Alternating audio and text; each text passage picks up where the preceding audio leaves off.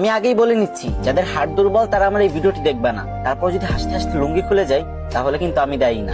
তো একটা লোক বিয়ে করলো, অনেকদিন হয়ে গেছে, কিন্তু তাদের বাচ্চা হচ্ছিল না। তাই সে এক ফকির বাবার কাছে গেল দোয়া চাইতে। তখন ফকির বাবা বলল, যা তোকে দোয়া করে দিলাম, খুব তাড়াতাড়ি তোদের সন্তান হবে। তারপর 1 বছর পরে লোকটির একটা মেয়ে সন্তান হলো। তখন লোকটি খুশিতে আত্মহারা হয়ে গেল আর মেয়ের নাম করার জন্য তাড়াতাড়ি ফকির বাবার কাছে চলে গেল। আর ফকির বাবা তখন ধ্যানমগ্ন ছিল, আর তখন তার ধ্যান ভেঙে গেল আর সে রেগে মেগে বলল, ধুর বাল। তখন লোকটি ভাবলো, ফকির বাবা মনে হয় আমার মেয়ের নাম বাল রাখতে বলছে।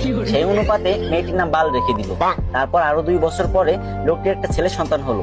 তারপর লোকটা খুশিতে ফকির বাবার কাছে চলে গেল ছেলেটির নামকরণ করতে। কিন্তু এবারও ফকির বাবার ধ্যান ভাঙার কারণে ফকির বাবা বিরক্ত হয়ে বলে উঠলো, ধুর চ্যাট।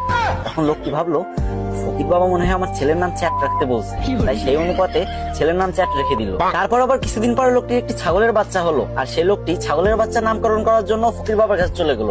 কিন্তু তখন ফকির বাবা একদমই ধ্যানমগ্ন ছিলেন না, আর যখন দেখলো ছাগলের নামকরণ করার জন্য তার কাছে আসছে, তখন সে প্রচন্ড রেগে গেল আর বলল, তুই একটা ছাগলের নামকরণ করার জন্য আমার কাছে আইসোস, যা তো ছাগলের বাচ্চার নাম পুটকি রেখে দিল। তারপর ছাগলের বাচ্চার নাম পুটকি রেখে দিল। তারপর ছেলে মেয়ে বড় হলো। তারপর লোকটি তার মেয়ের জন্য বিয়ে ঠিক করলো। কিন্তু যখন মেয়েটির জামাই বিয়ে বাড়িতে পা রাখলো, তখন সবাই চিৎকার করে বলতে লাগলো, এই বালের জামাই আইছে, বালের জামাই আইছে, তাড়াতাড়ি ওরা বরণ কর, আমাকে বালের জামাই আইছে।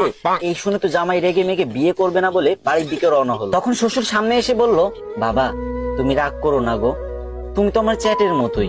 এটা শুনে তো জামাই আরো রেগে গেল আর বিয়ে করবে না বলে আবারও বাড়ির দিকে রওনা হলো। ঠিক তখন শ্বশুর মশাই এসে জামাইয়ের হাত ধরে বলল, বাবা ও বাবা, তুমি আমার পুটকির 1 টুকরা মাংস না খেয়ে কোথাও যেতে পারবা না বাবা।